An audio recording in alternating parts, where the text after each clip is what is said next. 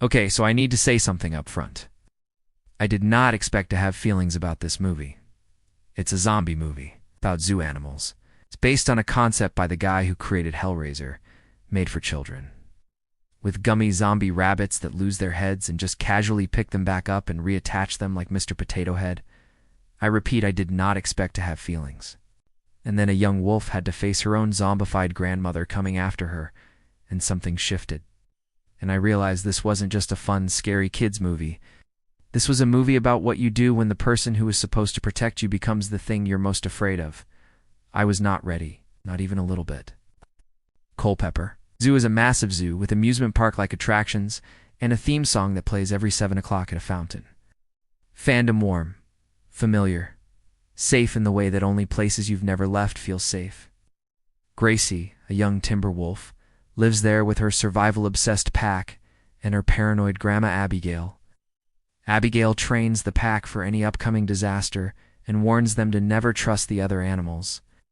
Disney Plus. And Gracie, who is young and curious and quietly chafing against the walls of the life she was born into, is starting to wonder if Grandma's fear of everything is actually wisdom or just fear wearing the costume of wisdom. Then the meteor hits. Pink Rabbit eats it and becomes infected with a virus emerging from a giant pod as a gum beast, a zombified mutant with gelatinous skin. Bunny Zero spreads her infection across the zoo. And just like that, the safe, familiar world Gracie has always known becomes the most dangerous place she's ever been. Gracie and Dan are complete opposites. The zoo is Gracie's home. She was born there and has never known the dangers of the outside world. Don lived in what he calls the wild and longs to return. Wolves live in packs, and Gracie has always had her family around her. Don is a loner. She is young and optimistic. He is older and cynical. Fandom and the deal they strike. Gracie gives Dan the key to escape the zoo in exchange for one night of protection is so perfectly the architecture of every reluctant partnership that has ever existed in the history of storytelling. But here's what the movie is quietly doing underneath all the zombie chaos and the neon gummy horror.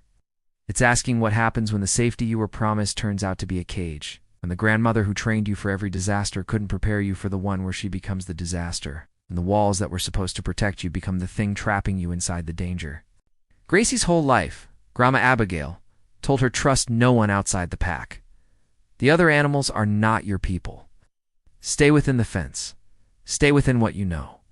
And the moment everything falls apart, the moment the zombie virus tears through the zoo, it's a mountain. Lion, and a movie-obsessed lemur, and a feisty capybara, and a baby pygmy hippo named Poot who saves her. Not the pack, not the fence. It's the animals she was told to fear. Dan was recently brought into the zoo from the wild, and he longs to escape, not caring who gets hurt in his way. However, his experience with Gracie makes him realize that surviving with no thought for others isn't the kind of animal he wants to be. The film verdict to creatures teaching each other the thing the other one most needed to learn. That's the whole movie, underneath the gummy zombies. And then there's Xavier. Xavier is a cultured lemur with encyclopedic knowledge of horror movie plots, a cinephile who guides viewers and his fellow animals through the film's expected plot developments.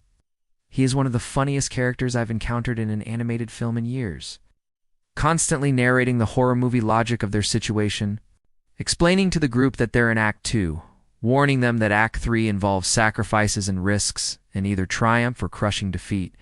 The other animals are baffled by him. I was completely delighted by him. And alongside Xavier, Felix, the egotistical proboscis monkey, who arrogantly thinks he is the only mature one of the group. Ash, the sarcastic, skeptical ostrich, and Frida, the feisty capybara. The secondary crew stumbling through the gift shop while Gracie and Dan face the main horror is genuinely some of the best ensemble comedy in a 2025 animated film. But an adorable young pygmy hippo, reminiscent of the popular Mudang, serves as a charming sidekick and provides comic relief. She will undoubtedly become a favorite character. She is correct. Poot is everything. Look, is this a perfect film?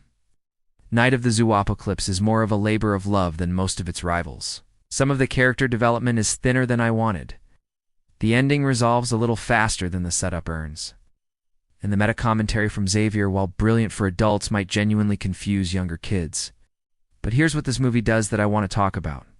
It received an 88% rating on Rotten Tomatoes with the critics' consensus reading. Night of the Zoopocalypse delightfully threads the needle as a child-friendly introduction to horror. It's delivering a gentle amount of good scares while dazzling the eye with its neon hues. And that's exactly right. It's genuinely scary in the way good children's horror should be. Not traumatizing, not dismissive. Just scary enough to feel real, warm enough to feel safe. The balance is harder to pull off than it looks, and this film pulls it off with real style. Here's what I keep coming back to. Grandma Abigail spent her whole life teaching Gracie to be afraid of the animals outside the pack. And she wasn't wrong that the world is dangerous. She was wrong about who the danger was. The danger wasn't the other animals. Danger was the meteor none of them saw coming. The only way through it, the only way anyone survived that night, was by trusting exactly the creatures she was told not to trust. Fear is sometimes wisdom. But sometimes fear wears wisdom's coat and keeps you inside walls that were never actually keeping you safe. Watch this one with the kids in your life. Let it be their first horror movie. Let it scare them just the right amount. And let them see that the unlikely crew, the mismatched, the mistrustful, the completely different from each other, always finds a way through the dark night together, as they always do. If this kind of video is your thing, subscribe and stay a while. I'll always be here finding the real story underneath the gummy zombie surface. See you next time.